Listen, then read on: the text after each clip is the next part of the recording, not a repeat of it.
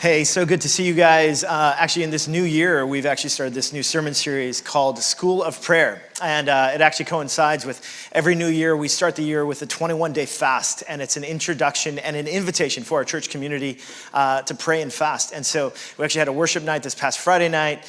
We have over 115 people, I believe, signed up for this fast, and it actually ends tomorrow, which is pretty significant. And really, the whole idea behind it, and I talked about this a couple of weeks ago, is that for many of us, whatever your religious persuasion might be, whatever, you might even identify as someone who's an atheist or an agnostic, someone who doesn't even believe in faith, but you came today because you heard there's nice people around. Either way, whatever your disposition might be, many of us really function as functional atheists. We might say one thing that we believe or say that we ascribe to a certain kind of faith, belief or proposition, but yet many of us, functionally, we act like atheists. And oftentimes our prayer lives are actually indicative of what that looks like. Because fundamentally, here's what prayer is. Prayer is actually having this connection with the divine God and actually being able to communicate, to listen, to converse. And this is what prayer is. And so what we've been kind of exploring over these last couple weeks, or what we will be exploring over these next few weeks, is this idea of prayer and the school of prayer, looking specifically at the life of Jesus and how he prays and how he approaches prayer.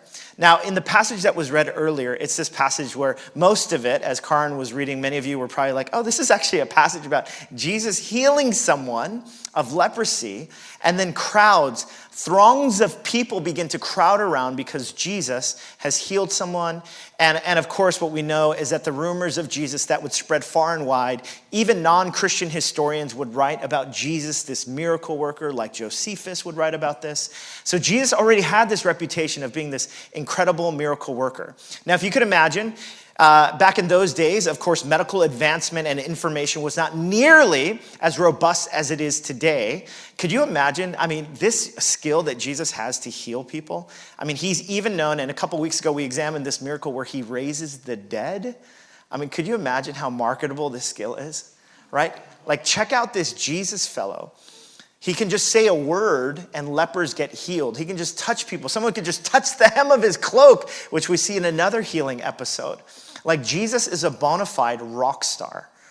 Even if you were to think, even in a room like this, if somebody heard that there was this miracle worker, healer type of person, if you imagine, people, even if you yourself is not sick, you probably know someone who's sick, maybe someone with a physical infirmity. Jesus was also known as someone, right, who would cast out demons. So those who were either kind of caught up in an impure spirit, or like in today's world, like they had some severe mental health conditions, right? Where sometimes it seems like someone's not fully present.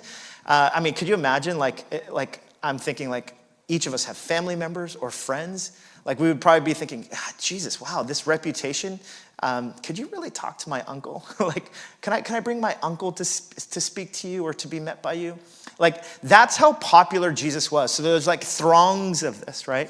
A few years ago, and I know it sounds kind of weird, but the largest gathering that I've ever spoken to, like I've ever preached to, was this gathering of about 6,000 people.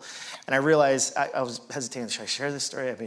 To be humble brag kind of thing. And it was just, basically, it was like this small little brush up for me of like this very, very little microcosm of celebrity, a little bit, right? So I speak at this gathering, there's 6,000 people there, and it went really well. And anyhow, it goes really well. And so at this gathering though, like there's people like all over the place just talking to me and like Drew, oh my goodness, and I'm like, oh yeah, hey man, hey, what's up? But I don't know some of these people. And so people are coming to me and talking to me. So I make my way, I'm in Orlando, and even at the airport, like people are coming and stopping me. Hey Drew, oh my goodness, what heard you say? And I was like, oh, praise God, But it was just this, and so there was like this pressure on me to be available to everyone. And so as a result, I just remember being so exhausted. And finally, I sit in my chair I get on the airplane, and I sit in my chair, and I'm just like, I'm ready to put my earphones in. And this guy who's sitting right next to me, he's like, Drew, right? And I was like, oh, yes, that's me, but it was just this one moment. And I just realized like that feeling of being discombobulated, kind of like crowded around and And a very small sliver of that I experienced in this one moment, in this one trip. I realized for Jesus, I mean, can you imagine all the demands? And what's crazy about these demands is they're actually good demands. It's not like we're like, hey, Jesus, like he does some like silly trick that doesn't really help mankind.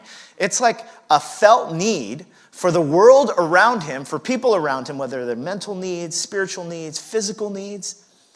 And yet, here's what the story tells us. Look at what happens, what it says at the very end, and this is the example that we're going to look at. It says this. It says, Jesus often withdrew to lonely places and he prayed. He often withdrew. In other words, there was a rhythm where Jesus, he knew that the priority for his life, even though he's fully man and fully God, he's giving this very robust offering to the world. He knows that the biggest priority is to withdraw and to pray. Now that is stunning.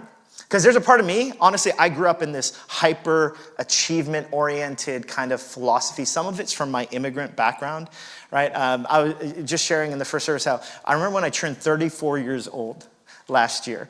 And no, I'm just kidding. It was a little older now. But I remember when I turned 34 years old, though, I remember like this thought came to mind. I'm like, by the time Jesus was 33, he died, resurrected, and saved the world. Drew, what are you doing with your life? But that was kind of the mentality that I had. It was so achievement oriented, so like you've got to get things done, being hyper kind of like, and I look at Jesus' life and I'm like, Jesus, if this is the marketable skill you have, you need to leverage that. Some of you business thinkers here are like, that's true. Jesus could, to monetize that skill of healing would be pretty amazing. And there's a part of me like, Jesus, this is a good thing. You should continue doing this. And yet, even with such a good, profound, felt need that it serves in healing others, Jesus takes the time to prioritize withdrawing to pray. Now, in many ways, that's counterintuitive. But the reality is, us living in New York City, which is hyper achievement oriented, get things done, especially with technology, you and I feel this same pressure, don't we? To be on all the time, to be available 24/7. I was reading this article in the New York Times on mindfulness, which again maybe doesn't come from Christian underpinnings in terms of the way that this article was written, but nonetheless, the principles are the same. Check out this quote that comes from that article. It's from Janice Martirano. She says, "We are encouraged in the workplace to be attached to an array of technology wizardry 24/7. Anyone know what I'm talking about? Even when you have your vacation responder on, right? Your boss or your employer is like, oh, but you're going to be checking email anyways, right? You know what I'm talking about? The information we're being bombarded with can be anxiety producing, and it can create a sense of disconnection that can overwhelm us in our personal and professional lives. Anyone experience that before? Anyone know what I'm talking about? How technology, in a weird way, it's connected us like never before. And all of the benefits of technology that people espouse. I'll talk about how the increased amount of connectivity. And yet, research has also shown that same connectivity is also what is the cause for increased anxiety and mental health issues. Isn't that fascinating what happens? This sense of trying to be connected all the time. Now, as a confession, I just want you to know, I am the most active person on our Hope Church NYC Slack channel for our staff. I just want you to know that. Just want you to know that I'm probably the most wired, the most connected, et cetera, et cetera. That's a confession of mine because, again, by the age of 34, I was trying to compare myself to Jesus and trying to save the world more than Jesus did. That's just in me. This need to keep achieving and doing. And yet, Jesus, he actually withdraws. Now, again, not even from Christian perspectives, we might even learn this need and this necessity, because research has actually shown how meaningful it is to withdraw from work. There's actually a book by Cal Newport. It's a phenomenal work. It's called Deep Work. And look at the tagline for this book. It's called Rules for Focused Success in a Distracted World. And Cal Newport, what he outlines with research and stories about how each of us actually need focused attention whenever it comes to creating deep and meaningful work. So he outlines kind of throughout history these moments where actually the time to restore and to concentrate is needed. But in our hyper-connected world today, we're often prone to putting together shallow work. Now, here's the thing. If I were to ask anyone in this room, like how many of us are committed to deep work as opposed to shallow work, right? I believe everyone here would be like, yep, deep work. It's me, right? Unless you're from Los Angeles. I'm just kidding. I used that joke for service. I thought I'd use it again in a second. Right? Like, all of us would say, yeah, deep work. That's what I'm all about. And one of the things he outlines is how there needs to be an intentionality then around how we carve out our time and our focused energy. Check out this quote. Look at what he says. He says, if you keep interrupting your evening to check and respond to email or put aside a few hours after dinner to catch up on an approaching deadline, you're robbing your directed attention centers of the uninterrupted rest they need for restoration. I mean, isn't this the story of many of us? We try to get things done. We push forward a little bit more. Even if these work dashes consume only a small amount of time, they prevent you from reaching the levels of deeper relaxation in which attention restoration can occur. Only the confidence that you're done with work until the next day can convince your brain to downshift to the level where it can begin to recharge for the next day to follow. Put another way, trying to squeeze a little more work out of your evenings might reduce your effectiveness the next day enough that you end up getting less done than if you had instead respected a shutdown. Anyone ever experienced that before? Right? You try to get a little bit more work done. And you think, oh, this will be better, then I'll be better prepped for tomorrow. But because you pushed yourself a little bit too hard, you end up not getting enough sleep, and so you're groggy the next morning. In fact, you probably got a little sick because you didn't get enough sleep. Oh, and you forgot to eat as well. And as a result of that, the next day ends up being shot because why? You're now getting sick, you're tired, you're irritable. Moreover, the team experiences you this way and then just tells you to go home. Anyone ever experienced that before? I know that that's been common for me at different times. This moment where I think, oh, I'll just get a little bit more done. And what Newport outlines is how we actually need undivided focus and rest so that we can recharge, so that we can give the best of our mind and our think space to creativity and work. Here's what else he says about boredom. Check this out. He says, to simply wait and be bored has become a novel experience in modern life, but from the perspective of concentration training, it's incredibly valuable. Isn't that something? And yet, it's one of the things that's hardest for us, just to stop, to find solitude. And yet, this is what Jesus does. It's a priority for Jesus. You know what's interesting is that in the history of the church, right, Jesus dies and resurrects from the grave. In the early centuries, the Christian movement starts and it begins to spread, even as a persecuted minority. And here's what ends up happening, because even in religious settings, here's what happens, right? In any kind of industry, things can get sullied a little bit. Right, so even in this thing we call church and building church, and I remember, and I'm going to give you a little bit of a kind of a look into the underbelly of like church organization. And before we planted Hope Church, the first Hope Church in Astoria, Midtown started in 2014, 15, and then Hope Astoria started in 2012. And I would go to these trainings about how to start a church and stuff. And in many ways, a lot of the practices were very similar to if you were going to like an entrepreneurship boot camp or something on how to scale and multiply and things like that. So I remember one of the early books that my coach gave me was this book on how to plant fast-growing churches. And so I read this book, and one of the key principle of this book was, if you want your church to grow, it needs to be bigger than 200 people after 3 years, right? Like, so that was, and you know, there were no scriptural references, or it was just, that's just what the data shows. So I remember just thinking, okay, wow, we need to get 200. We need it, like, and so I'm thinking about like all the ways that, you know, our church can grow. And here's what ends up happening, right? So I'm like, okay, our church can grow if we do these kinds of things. Maybe if we have free ice cream on baptism Sundays. We did that one time. And Okay, we do that all the time now.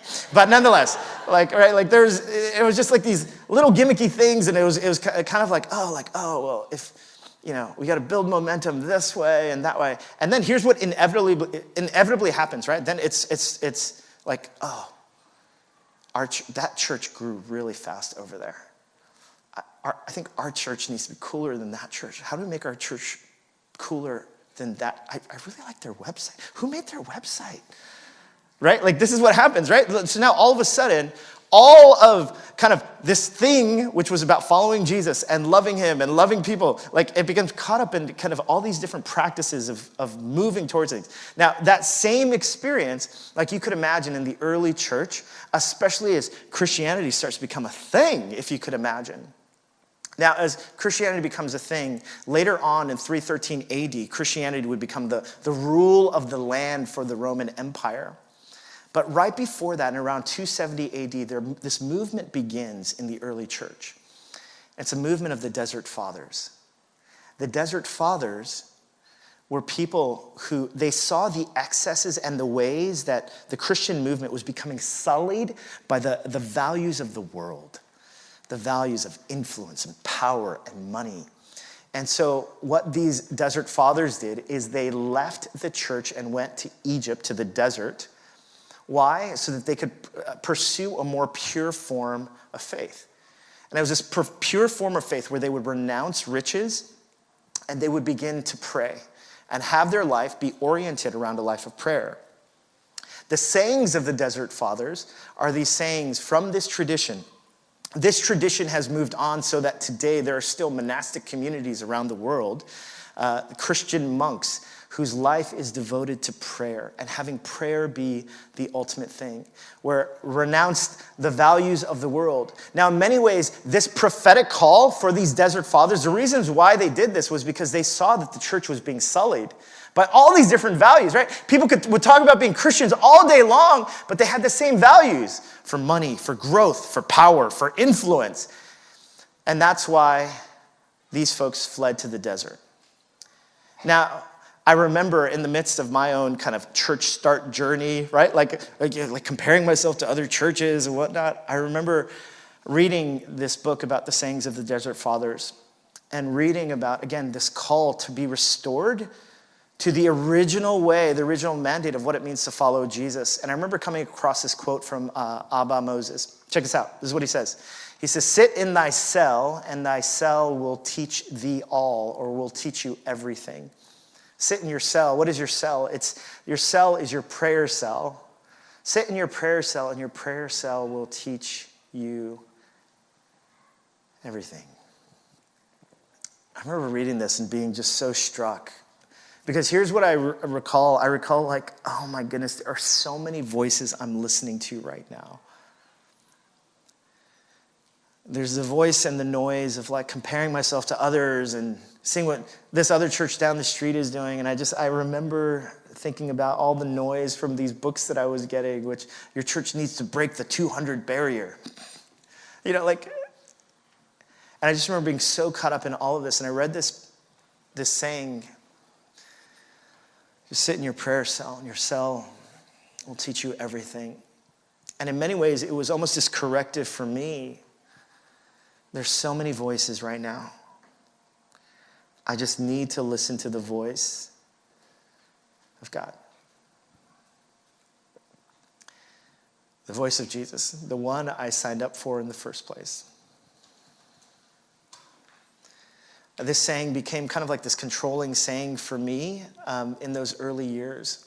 But here's the thing, we as a church, we've gone through this reorganization right now where we've gone from one church to one local church here in Midtown to one church in 3 different locations. And honestly, again, my natural bent is towards activity and getting stuff done. And so I've got this whole punch list on this spreadsheet that I'm pouring over. And as I'm in this, I just want you to know, I get caught up in so much activity and trying to punch through all these things. And there was this moment in the worship night, this past Friday night, where I started tearing up a little bit because as we're singing about God, his faithfulness, his love, I realized it's so easy for my heart to stray and to start listening to these other voices about success and achievement and getting stuff done and activity. And meanwhile, I'm sitting in this prayer gathering, this worship and prayer gathering, and I'm tearing up because I remember it's always been about that voice. The one voice. The one voice that was the reason why I signed up for this thing.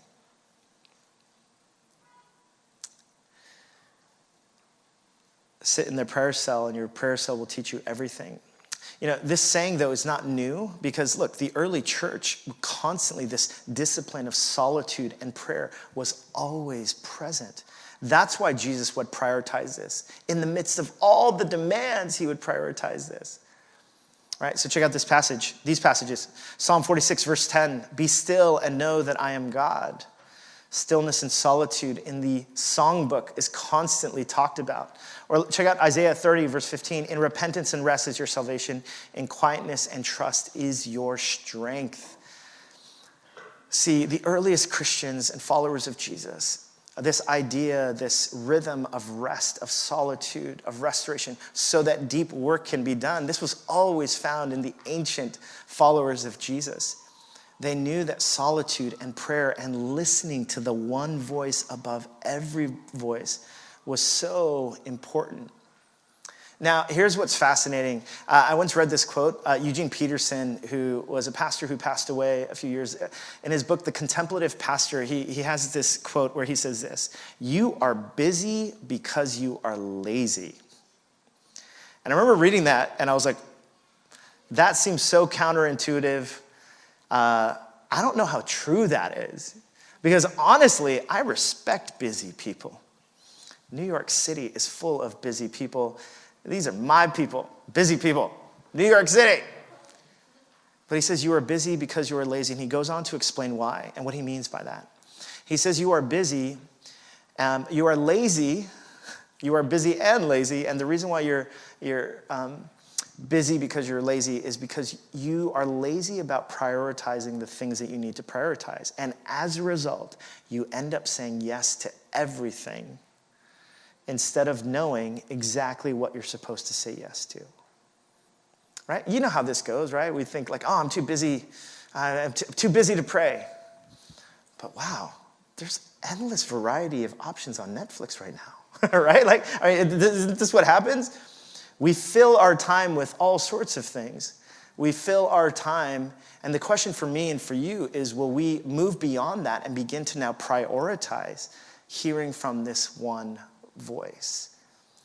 I talked to some teenagers today about kind of their rhythms, especially as it relates to social media, the pressure to be on social media, all the voices on social media that tell them they need to look this way and look this pretty and have these kinds of friends and this good of time.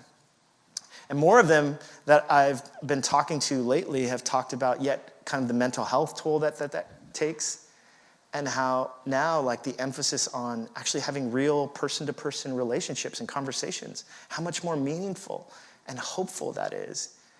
But yet there's this inertia and this pressure. Now it's not only teenagers, right? It's all of us.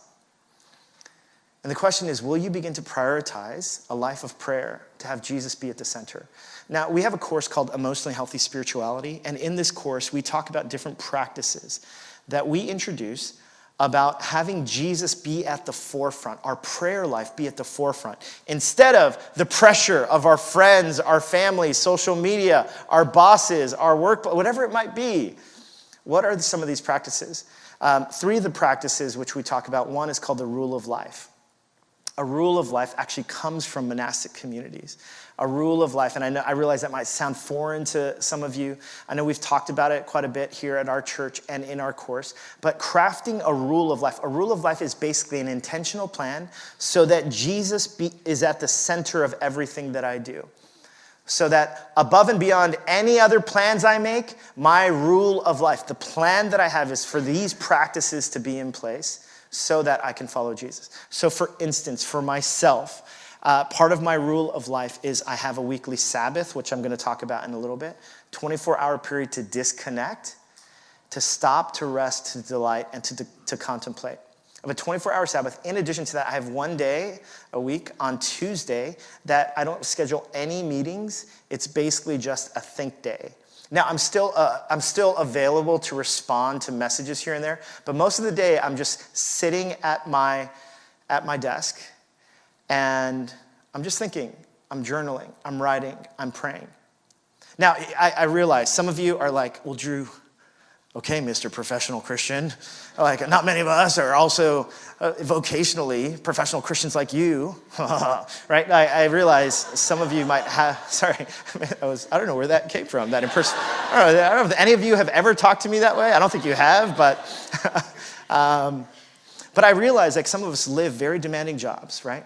In real estate, in law, in finance, whatever it might be, as a teacher. But again, the reality is every single one of us, right? We can talk about crafting a rule of life, having an intentional plan about Jesus. Every single one of us have a rule of life somehow. We have some sort of pattern or rhythm of our lives. And the reality is it gets filled with all sorts of stuff. It gets filled with your favorite TV show or endless scrolling or, whatever your habit of choice might be.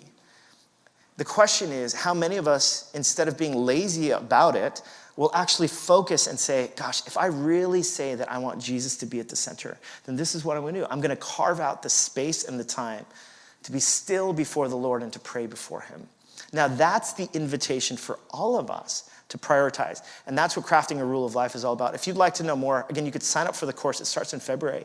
A couple of other practices. I mentioned Sabbath keeping, which is on the screen behind me, but also daily office. A daily office is this practice.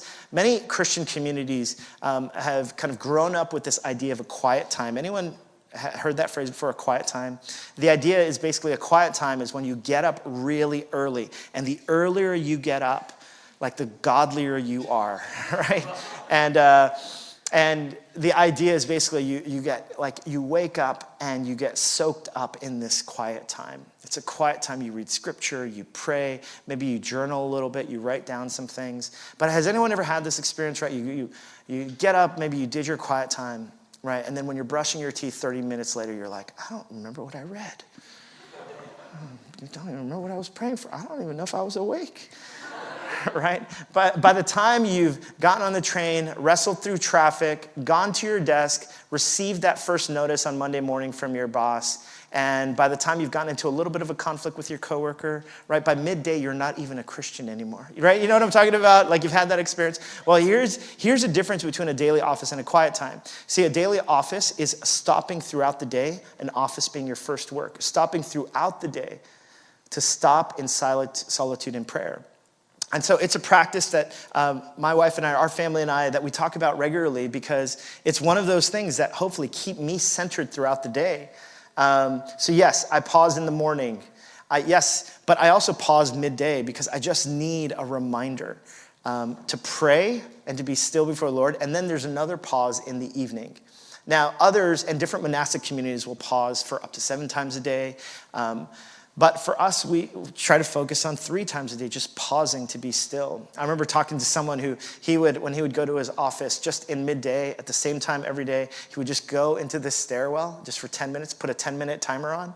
And just during those 10 minutes, he would just sit and be still and pray.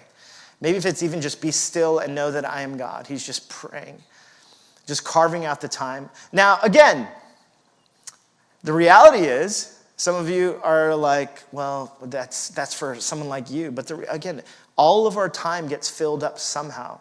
For someone like Jesus, it's important enough that he would actually move into solitude and prioritize it in the midst of all the good stuff he has going on. Why? Because there's nothing more important than this relationship. The relationship and the stillness and the solitude of being with God before you do anything for him. Now, here's what I'd like to do just to kind of close our time together.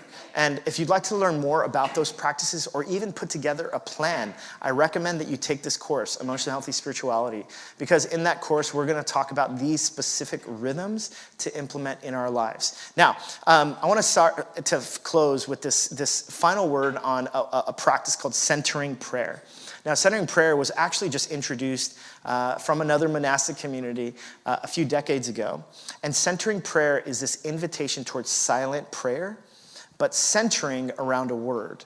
Now, centering around a word, the reason why is, have you ever had this experience when you're like, oh, Yeah, deep work sounds good, but honestly, whenever I'm still, like if I'm like, I want to invite you to a moment of silence. Has this ever happened to you? You're just kind of like, okay, I'm going to be still. And then like inside your mind, you're like, gosh, I wonder how long this is going to go. I wonder, oh, it's Lunar New Year. I got to call my mom. But I don't know, like the football games are today. I kind of want to watch those games. Gosh, I wonder if the Bills are going to beat the Bengals. I can't believe the Giants lost yesterday. Gosh, you know what? I'm kind of hungry right now. What are we going to eat for brunch? And anyone know what I'm talking about? Right? You have these moments of silence, and your mind just starts wandering all over the place. Sorry, maybe it's just me, guys. I don't know. But centering prayer is this time to just be silent and to choose a word. And if you think about whatever you might be going through today, like, and maybe your word, I know for me, like I mentioned with this whole reorganization that's happening, the word is like just peace. Like God's got this, like peace. Or for me, it's been well. It is well. I'll use a phrase. And you just keep coming back to this phrase with whatever you have going on. Maybe some of you, like, whatever you might be going through, but maybe the word is love. Like, you just need to be reminded of love. Maybe the word is hope. Maybe the word is faith. You realize you just need some courage to walk in faith. Well, here's the invitation in centering prayer, is just to be still, and whenever my mind starts to wander, just to come back to your word. It's like Jesus is speaking these words over you. Now, a couple weeks ago, we did the practice of imagine Jesus sitting at a bench, and what does he say to you? It's like this invitation. Like all of these are just different prayer practices for each one of us. Because at the end of the day, all of what we do as a church community, whether it's gathering here on Sundays, singing songs, gathering in groups, having courses, going on young adult retreats, whatever it is, it really is about us and Jesus. Helping each one of us just have a meaningful encounter with Jesus. It's not about entertaining you. It's not about eating pizza once a month. Well, although all of these things are really means towards, again, getting you and me to Jesus. And the reality is, like, your life with God should not be dependent on me or others or our staff team. Instead, what does it mean for you, yourself, to cultivate this living, breathing relationship with the God of the universe who wants to know your name, who's intimately involved in your life and in mine, and who wants to speak a word over you, a word of love, a word of peace, a word of joy, a word of hope. So we're going to have a time of centering prayer. Now I realize we're going to do it for 3 minutes. Some of you, this is going to feel like an eternity. Others of you, this is going to feel like just a little drop in the bucket. But I just want us to be still. You can begin by, for me, I just like to have my feet on the ground firmly, a way of just being present. I like to take a deep breath in and then a deep breath out, to notice my own breathing as a way of even to focus on my breathing. And for you, choose a word right now. A word that will center you, that you can keep coming back to. You get distracted by brunch, by your friend, whatever it might be. Just keep coming back to your word. I'm going to give us 3 minutes, and I'll bring us back together.